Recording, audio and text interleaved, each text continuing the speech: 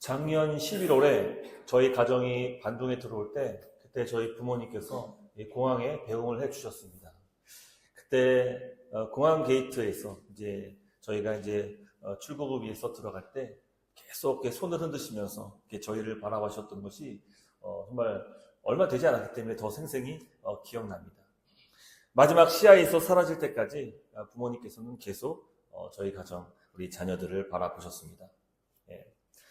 여러분들은 어떠십니까? 아마 반동에 처음 나오셨을 때 여러분들을 배웅하셨던 그 부모님의 모습이 떠오르지 않으십니까? 아마도 우리 성도님들께서는 부모의 입장에서 한국 혹은 타지로 자녀들을 떠내보냈을 때 그때의 모습이 더 떠오르실 것입니다. 오늘 이 자리에는 두 그룹이 함께 앉아 있습니다. 한 그룹은 자녀의 입장에서 이 부모님의 배웅을 받아서 떠나온 기억을 갖고 계신 분들, 또 반대로 부모의 입장에서 자녀를 떠나보낸 기억이 더 생생하신 분, 이렇게 있으실 겁니다. 오늘 이 시간 하나님께서는 우리 모든 부모님들과 또 자녀들에게 말씀하시기를 원하십니다. 어버이 주일에 전해지는 말씀은 종종 오해와 자책을 불러옵니다. 자녀들은 효도하면 복받는다. 즉 부모 공경을 조건부 축복으로 그렇게 오해를 합니다. 부모님들은 자녀에게 해준 것도 없다면서 스스로 못난 부모라고 자책하기도 합니다. 아마도 복음을 오해했거나 혹은 지나친 겸손 때문일 것입니다. 여러분, 우리는 좋은 부모가 되고 싶고 또 부모를 공경하는 자녀가 되기를 원합니다. 하지만 부모는 자녀 양육과 또 부모 공경을 말하기에 앞서서 한 가지 위대한 전제를 말하고 있습니다. 성경은 우리에게 당장 자녀로서 부모에게 이렇게 공경하라, 혹은 너희는 부모로서 자녀를 이렇게 양육해라 라고 다그치거나 어떤 행동을 요구하거나 정죄하지 않습니다. 대신 그 아름다운 가정의 질서가 어떻게 가능한지를 우리에게 말씀해 줍니다. 에베소서 5장 18절 말씀 보면은 술 취하지 말라. 이는 방탕한 것이니 오직 성령으로 충만함을 받으라 라고 말씀합니다. 그리고 이어서 21절에 이렇게 명령합니다. 그리스도를 경외함으로 피차 복종하라. 사랑하는 성도 여러분, 이 순서가 참 중요합니다. 물론 좋은 자녀가 되고 또 좋은 부모가 되려는 결심과 다짐도 물론 필요할 것입니다. 하지만 내가 가진 힘과 나의 의지만 가지고 내 결단만으로는 부족하다는 것입니다. 한계에 부딪히고 맙니다. 그래서 이 바울은 자녀가 부모에게, 또 반대로 부모가 자녀에게, 또 우리가 오늘 본문에 다루진 않지만 남편과 아내 사이에서도 어떻게 해야 되는지 그것을 먼저 말하기 전에 그 앞서서 전제로 하신 말씀이 무엇입니까? 바로 오직 성령으로 충만함을 받으라 라고 권면하고 있는 것입니다. 여러분, 성령 충만과 아름다운 가정의 질서를 이루는 것이 어떤 상관관계가 있을까요? 잠시 본문의 맥락을 살펴보겠습니다. 5장 18절 보면은 성령 충만을 요구합니다. 또 21절에서는 피차 그리스도 안에서 복종할 것을 권면합니다. 그리고 우리가 중간에 다루지 않지만 남편과 아내의 그 부부 관계에서도 마찬가지로 그 관계의 질서를 요구합니다. 그리고 이 바로 다음 장에 6장 1절 3절 이 자녀에게 명령하기를 부모님을 공경할 것을, 부모님께 순종할 것을 요구합니다. 그리고 그 다음 절에 이제 부모로서 자녀를 어떻게 양육해야 될지를 요구하는 것입니다. 여러분, 이 도표를 통해서 우리가 알 수 있는 것이 무엇일까요? 바로 이 모든 가정의 질서는 결국은 무엇을 전제로 한다는 것입니까? 바로 성령 충만을 전제하고 있다는 것입니다. 하나님께서 가정에게 요구하시는 행동, 그리고 태도, 마음가짐은 결코 쉬운 것은 아닙니다. 그래서 이 대전제가 되는 말씀을 놓쳐서는 안 되는 것입니다. 너희는 성령의 충만함을 받으라. 성령 충만은 교회뿐만 아니라 이 가정 모든 곳에 나타나야 됩니다. 그리고 이 성령 충만함은 또 우리의 지경을 넓혀서 이 모든 이 세상을 섬기는 일에 또 함께 또 능력 가운데 나타내야 되는 것입니다. 성령님으로 충만한 삶을 살 때, 그때 비로소 가정 안에 진정한 회복이 나타나게 됩니다. 할렐루야. 성경에 나오는 스데반 집사를 보십시오. 그는 돌에 맞아서 피를 철철 흘리면서 어떻게 기도합니까? 사도행전 7장 60절 말씀 보면은 주여 이 죄를 그들에게 돌리지 마옵소서 라고 합니다. 자기를 죽인 원수에게 보복하지 않고 그들을 용서할 수 있는 능력이 어디서 나왔습니까? 7장 55절에서 스데반이 어떻다고 성경이 말합니까? 바로 스데반이 성령에 충만하여 라고 그 전제를 말해주고 있는 것입니다. 이것은 스데반 한 사람의 의지로만 가능했던 일이 아니었습니다. 바로 성령 충만의 결과였습니다. 우리 안을 채우시는 성령님이 이끌어내신 기적이었습니다. 여러분, 여기 앉아 계신 성도님들 중에서 아마 어떤 분들은 부모에게 깊은 상처를 받고 자라오신 분들도 계실 겁니다. 그래서 이 어버이 주일이 참 불편하고 또 효도라든지 또 공경, 순종하라는 그런 말씀이 사실은 상당히 불편하게 느껴집니다. 그래서 내 힘으로, 내 능력으로 부모님을 공경할 수 없기 때문에 우리는 성령님을 의지해야 되는 것입니다. 그리고 기도해야 되는 겁니다. 내 능력으로 우리 자녀를 온전히 품을 수 없기 때문에 기도해야 되는 것입니다.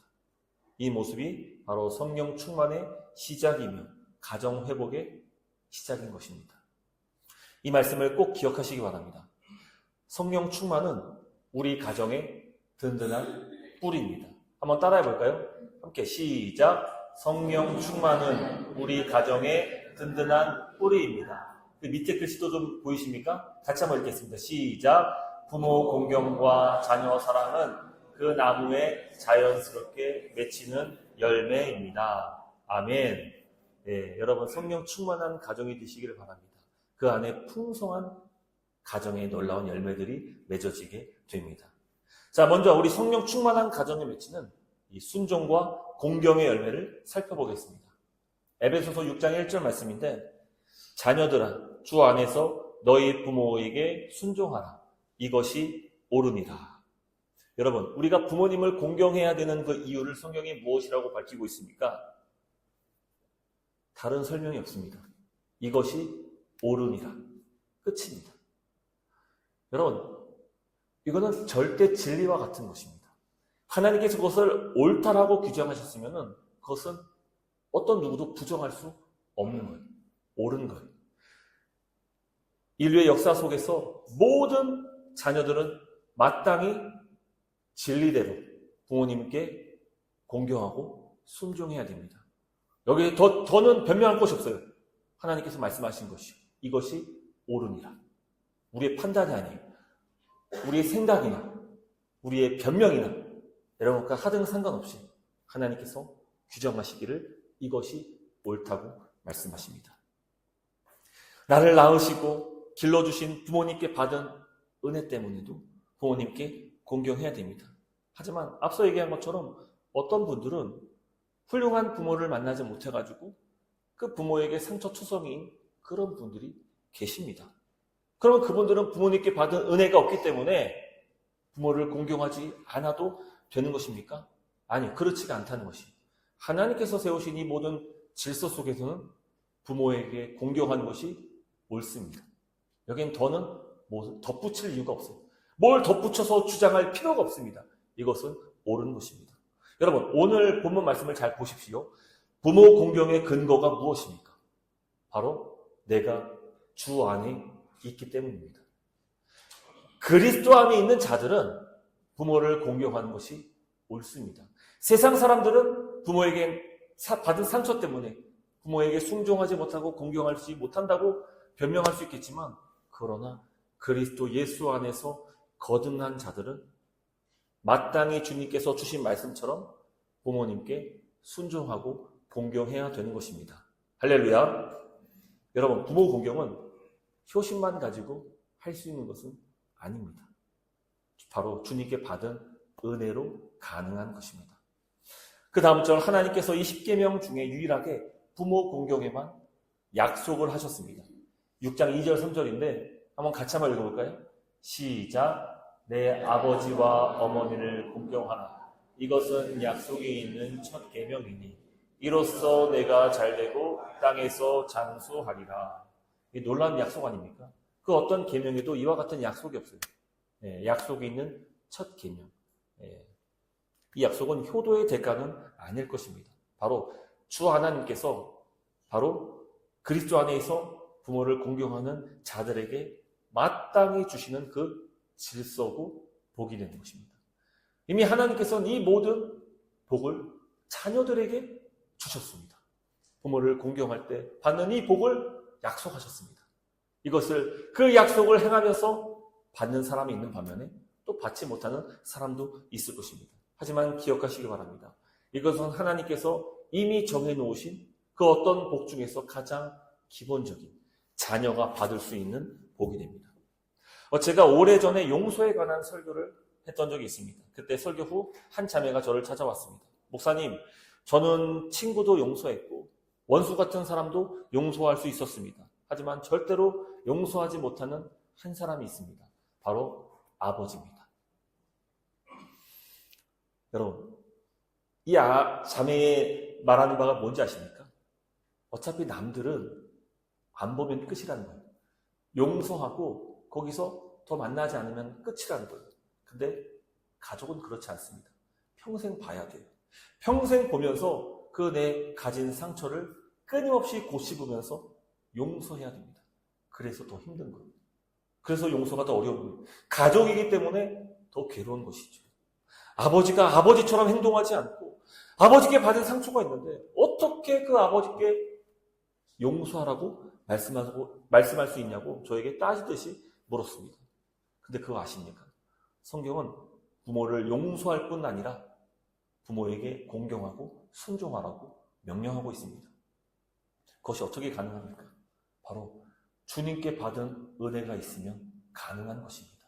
오직 그리스도 안에서 우리가 거듭났기 때문에 그 신실하신 말씀을 붙잡고 그 말씀 가운데 순종할 수 있는 믿음을 갖게 되는 것입니다. 내가 주 안에 거하고 주님의 은혜로 죄사함 받았기 때문에 부모님을 용서할 수 있고 그리고 부모님께 순종할 수 있는 것입니다. 요한복음 19장 26절 27절 말씀 보십시오.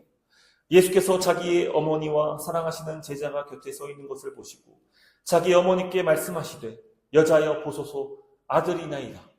또 그 제자에게 이르시되 보라 내 어머니라 하신대 그때부터 그 제자가 자기 집에 모시니라.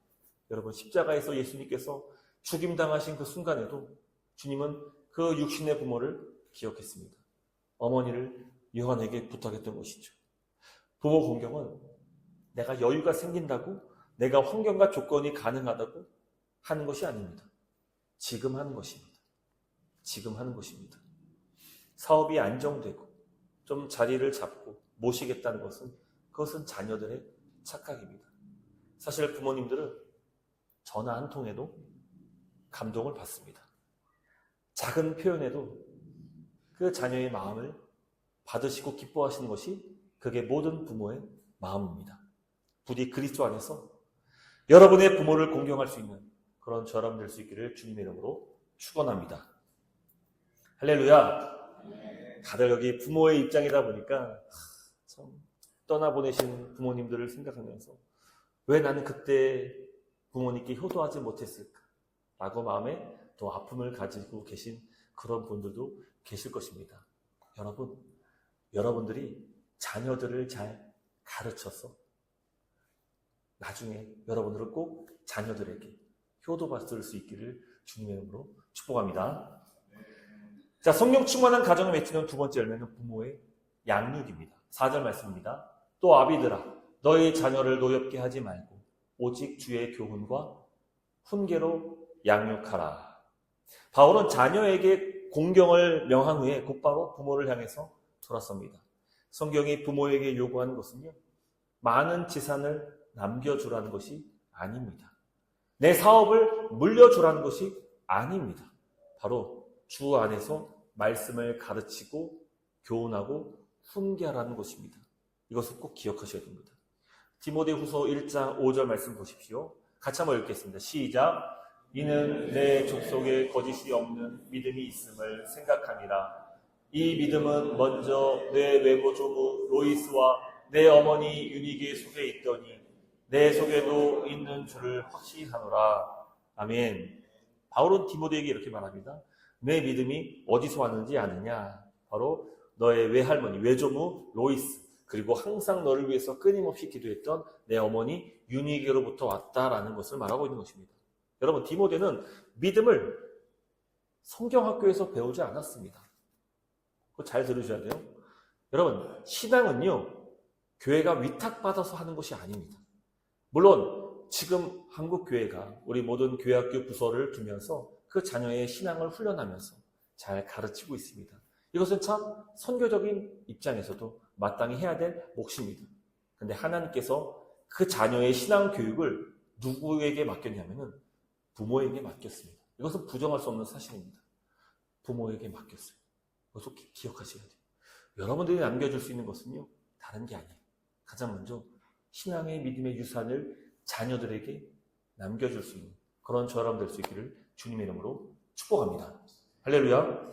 외할머니가 기도하는 모습을 보고 또 어머니가 하나님을 붙들고 살았던 그 삶을 보시면서 그 디모데는 믿음의 유산을 받고 자라날 수 있었던 것입니다. 여러분, 사실 그렇잖아요. 모든 부모는 자녀들에게 좋은 것만 보여주고 또 좋은 것만 가르쳐주기를 원합니다.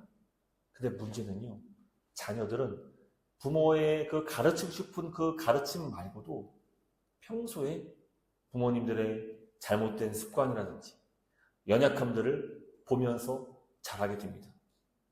그래서 부모의 책임은 그 어떤 것보다 두렵고 떨림으로 감당해야 됩니다.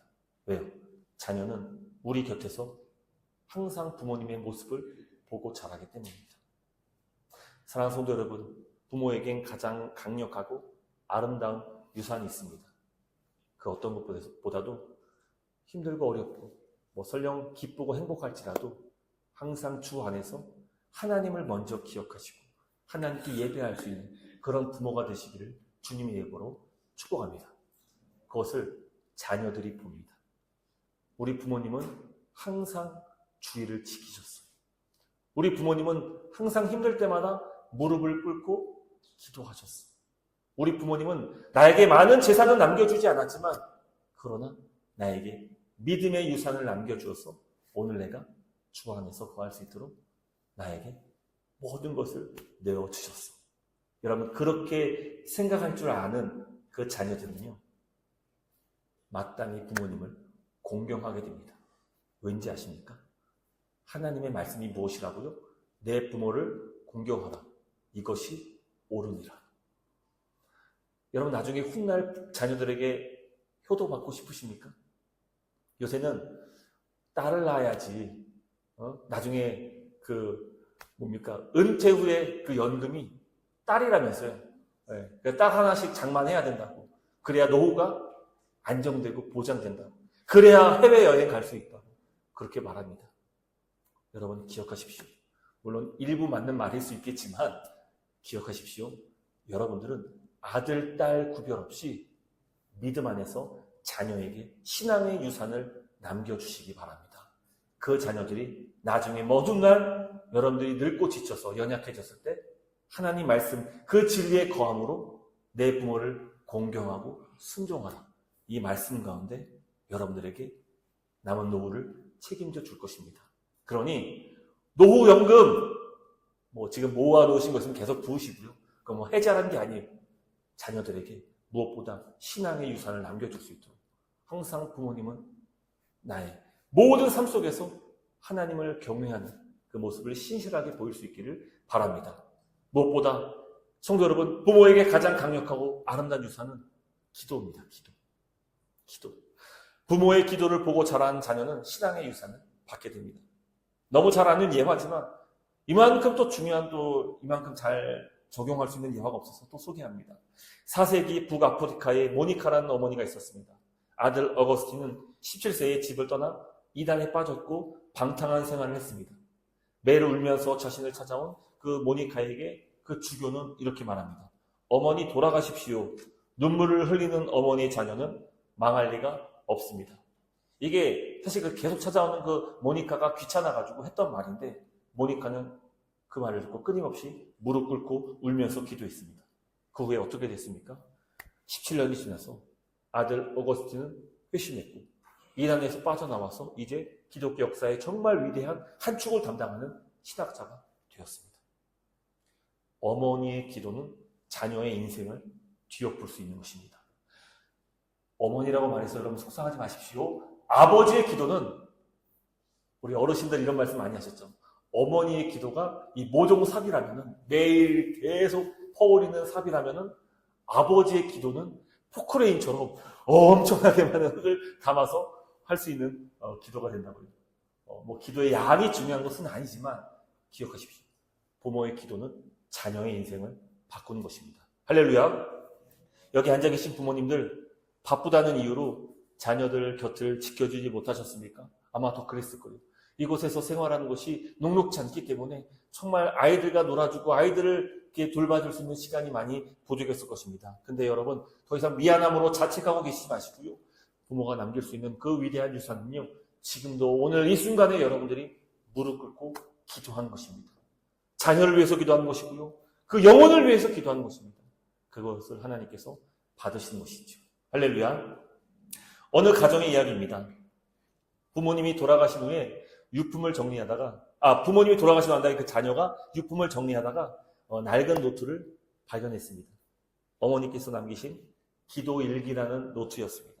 펼쳐보니까 깜짝 놀랐어요. 자신이 태어난 날부터 시작해서 중학교 입학 때, 또 첫 직장 잡았을 때, 결혼식 날 등등 모든 옆에 날짜가 있었고, 거기에 그 날에 기도했던 내용들이 적혀 있었습니다. 그리고 마지막 장에 이제 부모님이 돌아가시기 며칠 전 적힌 기도 한 줄이 있었습니다. 그 기도 내용이 이렇습니다. 하나님, 오늘도 내 자녀를 지켜주소서. 이게 우리 모든 부모의 마음 아니겠습니까? 자녀를 위해서 눈물로 기도하시는 부모님들, 하나님은 여러분의 기도를 자녀를 위한 영광스러운 유산으로 바꾸고 계십니다. 무엇보다 그 눈물의 기도를 하나님이 받으십니다. 하나님 받으세요. 그래서 기도로 자란 아이들은요, 여러분들을 실망시키지 않을 것입니다. 아직 자녀를 키우지 않고 있는 우리 또 젊은 부부들 계십니까? 꼭 기억하세요. 자녀를 위해서 끊임없이 기도하는 어머니, 아버지가 되시기를 바랍니다. 하나님께서 그 자녀의 인생을 책임져 주시는 것입니다. 저도 우리 온유와 시온이가 태어났을 때, 그때 그 병원에서 갓난 아이의 울음이 응애응애 외치는 그 소리를 듣고 참 신기해요. 그 수많은 아이들이 태어났는데 내 아이 자녀의 그 소리는 처음이지만 또렷하게 들리더라고요. 그 아이의 울음소리가 들리고, 간호사가 아이를 안고 나오는데 제가 가장 먼저 했던 것은 그 아이를 위해서 기도했습니다. 하나님, 이 아이의 인생을 책임져 주시옵소서. 온유 때도 그랬고 시온이 때도 그랬습니다. 앞으로도 계속 우리 자녀를 위해서 기도할 때 하나님께서 그 자녀의 인생을 책임져 주실 것입니다. 여러분, 지금도 늦지 않았습니다. 우리 부모님들, 앞으로도 우리 부모 자녀의 양육에 있어서 오늘 이 강단에서 수만 가지 이야기를 할 수 있겠지만 오늘 제가 전하고 싶은 것은 한 가지입니다. 눈물의 기도는 결코 여러분들을 배신하지 않을 것입니다. 그러니 오늘부터도 꼭 믿음의 영광스러운 유산을 우리 자녀들에게 남겨줄 수 있는 그런 저 여러분 될 수 있기를 주님의 이름으로 축원합니다. 말씀 맺겠습니다. 그리스도 안에서 주어진 십자가의 은혜가 아름다운 가정을 만듭니다. 그 은혜를 붙잡고 부모에게 원망 대신에 한번 전화 한 통 해주시기를 바랍니다. 또 부모님들은 자녀의 이름을 부르면서 기도하시기를 바랍니다. 그리고 작은 노트 하나 마련하셔서 여러분들도 그 기도 노트를 한번 오늘부터 한번 적어보면 좋을 것 같습니다. 성령의 능력과 은혜를 기억하며 부모님을 공경하고 자녀를 사랑하는 복된 가정이 되기를 주님의 이름으로 축복합니다.